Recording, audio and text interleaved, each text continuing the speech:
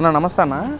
మరి కూటమి సంవత్సరం వచ్చిన 2 సంవత్సరాల కాల వ్యవధిలో ఏ విధంగా అయితే ప్రజలు వెనుబడి పొడిచారు, అసలు ఎలా అయితే మోసపూరిత హామీలు ఇచ్చారో మొత్తం ప్రజలకు తెలియచేయండి అని చెప్పి వైసీపీ నాయకులు రేపు 4 తారీఖు నుంచి 12 దాకా ప్రజల్లోకి వస్తూ ఉంటున్నారు.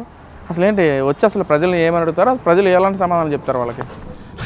ఎందుకంటే వీళ్ళ గురించి చెప్పాలంటే నవ్వొస్తుందండి. ఎందుకంటే గతంలో గడప గడప కార్యక్రమాన్ని పెట్టారు, ఇంటింటికి వచ్చే కార్యక్రమం. దీంట్లో వాళ్ళ గవర్నమెంట్ వచ్చిన తర్వాత 2 సంవత్సరాల తర్వాత పెట్టారు ఏది గడప గడప కార్యక్రమంలో మేము ఇలా చేసామని. వీళ్ళు ఊరి చివర ప్రజలకి, పేద ప్రజలకి ఇల్లులు కట్టారు. అంటే స్థలాలు ఇవ్వడం, ఇల్లులు కట్టడం అని. కట్టకుండా పెద్ద బుక్ మీద జగన్ గారి ఫోటో వేసి అందులో 4 పేపర్లు వేసి సంతకాలు పెట్టి ప్రజల్ని రోజు సచివాలయాలకిను, ఇంటికి సచివాలయాలకి, ఇంకో ఆఫీసులకి, మున్సిపల్ ఆఫీసులకి తిప్పి 1 సంవత్సరం వరకు తిప్పేసి ఇగో మీకు ఇల్లు వచ్చిందని కాగితం ఇచ్చారు తప్ప ఇల్లు ఈ రోజుకి కూడా ఇవ్వాల. అంటే గవర్నమెంట్ పడిపోయే వరకు ఇవ్వాల. దాని గురించి గడప గడప కార్యక్రమంలో ఎవరైనా అడిగితే వాళ్ళ మీద ఎస్సీ ఎస్టీ కేసులు పెట్టారు. ఎందుకంటే మా ఏరియాలో నా ఫ్రెండ్కి ఎస్టీ కేసు పెట్టారు. ఇలాగా వాళ్ళు గడప గడప కార్యక్రమం చేసింది ఏంట్రా అంటే అంత బోకసు. అప్పుడు వాళ్ళ 5 సంవత్సరాలు ఉన్న గవర్నమెంట్లోనే వాళ్ళు ఏం చేయలేకపోయారు, ఏం పీకలేకపోయారు. ఇప్పుడు కూటమి గవర్నమెంట్లో వచ్చి ఏం చెప్తారండి? ఏం చెప్పాలంటే వీళ్ళు ప్రతి గడపకి వెళ్ళి, సార్ ఇప్పుడు కూటమి గవర్నమెంట్లో టీచర్ పోస్టులు వేశారు, ఈ పోలీసు వాళ్ళ వ్యవస్థకి జాబులు ఇస్తున్నారు, అలాగే వీళ్ళు పెట్టిన పథకాల్లో గ్యాస్ బండ కానీ అవి కాకుండా కూడా బోల్డ్ పథకాలు చేశారని ఈ కూటమి గవర్నమెంట్కి చెప్పాలి తప్ప వాళ్ళ గవర్నమెంట్లో ఏం చేసామన్నా చెప్పడానికి లేదు. ఎందుకంటే ఇసుక పెంచింది జగన్ గారు. అసలు వైన్స్లే లేకుండా చేస్తానన్నది జగన్ గారు. ఏది మేనిఫెస్టోలో వైన్స్లు ఫుల్గా ఇచ్చి ఒకడు కూడా క్యాష్ తప్ప ఫోన్పేలో కూడా కొన్న స్థాయిలో ఆ గవర్నమెంట్ పాలించింది. ఎన్నో స్కాములు చేసిన గవర్నమెంటు వైసీపీ గవర్నమెంటు. అప్పుడే మీరు గడప గడప కార్యక్రమంలో ఏం చేయలేపారు. ఈ కూటమి గవర్నమెంట్లో ఏం చెప్తారండి వీళ్ళు? కనుక వీళ్ళు వస్తే కూటమి గవర్నమెంట్కే మంచిది. ఎందుకంటే గత ప్రభుత్వంలో, జగన్ గారి ప్రభుత్వంలో ఈ అన్ని అవమానాలే కాబట్టి 150 నుంచి 11కి చేర్చారు. అది కూడా వీళ్ళకి బుద్ధి రాలేదంటే వీళ్ళు పాదయాత్ర చేసుకోనండి, గడప గడప కార్యక్రమం చేసుకోనండి. కూటమి గవర్నమెంట్ గురించి ప్రతి ఒక్కరికి ప్రజలకి తెలుసు. ప్రశాంతంగా అన్నీ బాగున్నాయి, రానున్న రోజుల్లో జాబులు వస్తున్నాయి. ఇంకా ఆయన చెప్పిన మేనిఫెస్టోలో 6 సూపర్ 6 కానీ వీళ్ళు చేసేది ఒక 60-50 వరకు చేసే పనులు ఉన్నాయి. అవన్నిటికి ప్రజలకు తెలుసు కాబట్టి వీళ్ళు ఎన్ని గడప గడప కార్యక్రమాలు పెట్టుకున్నా కూడా కూటమి గవర్నమెంట్కి బలమే తప్ప వైసీపీ గవర్నమెంట్ రానున్న రోజుల్లో డిపాజిట్లు కూడా రావని ఈ సందర్భంగా ఇక్కడ వాళ్ళు మాట్లాడే మాటలు ఏదంటే అసలు 2 సంవత్సరాల్లో కూడా ప్రజలు మోసం చేశారు, ప్రజలు వెనుబడి పొడిచారు, అసలు పథకాలు ఏమీ అందట్లేదు, డెవలప్మెంట్ ఏమీ చూపించట్లేదు, అమరావతి కూడా ఏదో తుత్తు మంత్రంగానే చేస్తున్నారు కానీ అసలు ఏమీ చేయట్లేదు అని చెప్పి మాట్లాడుతున్నారు. ఏంటో అలాగే జరుగుతుంది అసలు? డెవలప్మెంట్ లేకపోతే గూగుల్ కంపెనీ ఇక్కడికి ఎందుకు వస్తుందండి? డెవలప్మెంట్ లేకపోతే అమరావతి బూజు పట్టింది. మళ్ళీ ఇప్పుడు వెళ్ళి చూడండి ఎంత ఫాస్ట్గా కన్స్ట్రక్షన్ అవుతుందో. అమరావతి అన్నది ఒక పెద్ద ప్రాజెక్ట్ అండి. అది రాజధాని. 1 రోజు 2 రోజులు సంవత్సరాల్లో అయిపోదు. అది ఒక 10 సంవత్సరాలు పట్టుద్ది.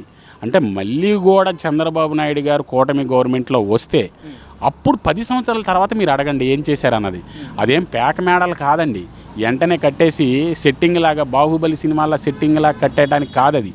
స్థిరస్థాయిగా 100 సంవత్సరాలు ఉండాలని కట్టాల్సిన అమరావతి అది వెంటనే అవ్వదు. 2 సంవత్సరాలు కాదు, 10 సంవత్సరాలకు కూడా అవ్వదది.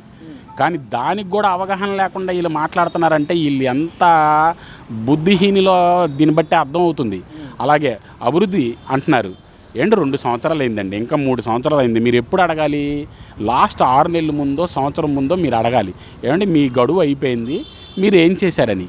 మధ్యలో అన్నం తింటున్న మధ్యలోనే అడిగితే ఏం చెప్తాడండి ఎవడైనా? కనుక ఇది కరెక్ట్ కాదు. ప్రస్తుతానికైతే ఆంధ్రప్రదేశ్ ప్రజలకు తెలుసు అభివృద్ధి అవుతుందా లేదా, జాబులు వస్తున్నాయా లేదా. అసలు ఈ సూపర్ 6లో బీఈడీ పోస్టులు ఉన్నాయండి?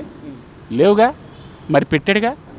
అలాగే ఇప్పుడు ఇసుక ఎంత కమ్ముతున్నారండి? మీరు వెళ్తే ట్రాక్టర్ ఖర్చే. మీరు మీ గవర్నమెంట్లో ఏం చేశారు? కరెంటు బిల్లు పెంచేశారు, గ్యాస్ బిల్లు పెంచేశారు. ఇప్పుడు ఏమైనా పెంచారా? అవే కంటిన్యూ చేస్తున్నారు కానీ పెంచలా. మరి ఎవరు పెంచారండి? అంతకుముందు గ్యాస్ సిలిండర్ నువ్వు ఎక్కకముందు ఎంత ఉంది, నువ్వు ఎక్కినాక ఎంత అయింది? 350 రూపాయలు పెంచారు. అదే కంటిన్యూ ఇంకా 50-25 రూపాయలు తగ్గినాయి. మరి ఎక్కడండి ఇవన్నీ? వాళ్ళు ఏంట్రా అంటే పవన్ కళ్యాణ్ గారిని, చంద్రబాబు గారిని ఇద్దరిని ఎడదీయడం కోసమే వాళ్ళు మీడియాకు వచ్చి మాట్లాడుతున్నారు తప్ప వాళ్ళు 5 సంవత్సరాల గవర్నమెంట్లో వాళ్ళు చేసింది ఏమీ లేదు. ఈ గవర్నమెంట్ని కూడా ఎడదీయడానికి వాళ్ళ తాతలు వచ్చినా కూడా వాళ్ళ తరం కాదు. అంటే అన్న ఇక్కడ ముఖ్యంగా మాట్లాడుకుంటే డిఎస్సి విషయాన్ని కూడా వాళ్ళు మాట్లాడుతున్నారు. నియామకాల విషయంలో అవకతవకలు జరిగినాయి. ఒక పోస్టు 15 లక్షల చొప్పున అమ్మేసుకున్నారు లోకేష్ చంద్రబాబు కలిసి చెప్పి అంటున్నారు. ఏంటన్నా నిజంగా గత ప్రభుత్వాల హయాంలో జగన్మోహన్ రెడ్డి గారు కూడా ప్రతి సంవత్సరం జాబ్ కూడా రిలీజ్ చేస్తాను మనిషి, డిఎస్సి కూడా దానిలో ఒకటి. ఆ రోజున రిలీజ్ చేయని మనిషిని ఈ రోజున 16,000 పోస్ట్ నియామకాలు జరిగిన టైంలో వాళ్ళు మాట్లాడటం ఎంతవరకు కరెక్ట్ అంటారు? అండి, డిఎస్సిలో అవినీతి జరిగితే మీ దగ్గర ప్రూఫ్లు ఉంటే కోర్టుకి వెళ్ళండి, కోర్టులో తేల్చుకోండి. ఎవరైతే నిర్దోషులు ఉన్నారో దొంగలు ఉన్నారో వాళ్ళ మీద ఖచ్చితంగా కోర్టు అన్నది శిక్షిస్తుంది. మీ కాడ ఏ సాక్ష్యాలు లేకుండా నోటుకు వచ్చినాయి చెప్పేస్తే ఎలాగండి? మీరు చేశారా మేనిఫెస్టోలో పెట్టిన డిఎస్సి గురించి? మిమ్మల్ని ఓడించిందే డిఎస్సి టీచర్లు కదండి. సగం ప్రజలే మిమ్మల్ని ఆ జాబ్ హోల్డర్లే మిమ్మల్ని ఓడించారు. ఎందుకు విజయవాడలో బీఆర్ఎఫీస్ రోడ్లో మీటింగ్ పెడితే అంత వేల లక్షల మంది వచ్చారు ఆ మీటింగ్కి, వాళ్ళకి వ్యతిరేకంగా వాళ్ళ గవర్నమెంట్లో. అంటే అప్పుడు కూడా మీకు కళ్ళు తెలియలేదా? మీకు తెలివి లేదా? మీరు రాజకీయ నాయకులు కాదా? అంటే ఉద్యోగస్తులే మిమ్మల్ని ఓడించారు.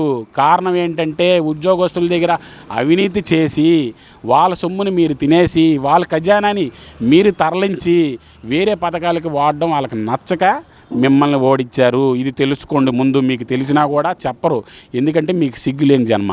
ఇప్పుడు కూటమి గవర్నమెంట్ అలాంటి తప్పులు చేయకుండా ఈ బీఈడీ టీచర్లకు కానీ, పోలీసు వ్యవస్థకు కానీ, ఈ ఉద్యోగస్తులు ఏ వ్యవస్థకైనా సరే ఏం చేయాలన్న ఆలోచనలో ముందుకెళ్తుందే తప్ప వాళ్ళని అన్యాయం చేసి వాళ్ళ ఖజానాను దోచుకునే ఆలోచన ఈ కూటమి గవర్నమెంట్కి లేదు. కనుక మీరు ఎన్ని వేషాలు వేసినా, మసిపూసి మాయ చేసినా, మీరు ఎంత డబ్బు ఖర్చు పెట్టినా కూడా ఇక్కడ ఆంధ్రప్రదేశ్ ప్రజలు నమ్మే స్థాయిలో లేరు. అంటే అన్న నిజంగా డిఎస్సి దానిలో అవకతవకలు జరుగుంటే ఎందుకు వైసీపీ నాయకులు కోర్టు మెట్లు లేకుండా వాళ్ళ దగ్గర ఉన్న ఆధారాలు మొత్తం బట్టి కోర్టు దగ్గరికి వెళ్ళకుండా ఎందుకని ఈ కూటమి ప్రభుత్వం మీద ఈ విధంగా విషయం వ్యాఖ్యలు చేయడం ఎంతవరకు కరెక్ట్ అంటారు? ఏమంటే ఇప్పుడు వాళ్ళు ఒక ఆలోచనలు ఉన్నారండి. వీళ్ళకి ఆధారాలు ఉంటే కోర్టుకి వెళ్ళాలి, లేవు కాబట్టి ఒక మీడియా ఫ్రీగా ఉందిగా, సోషల్ మీడియాలు ఫ్రీగా ఉన్నాయిగా, ప్రజలను నమ్మించేద్దాం ఈ ఆలోచనే తప్ప వాళ్ళు ఒక్కటి కూడా నిజాయితీగా వచ్చి ఫైట్ చేయమనండి.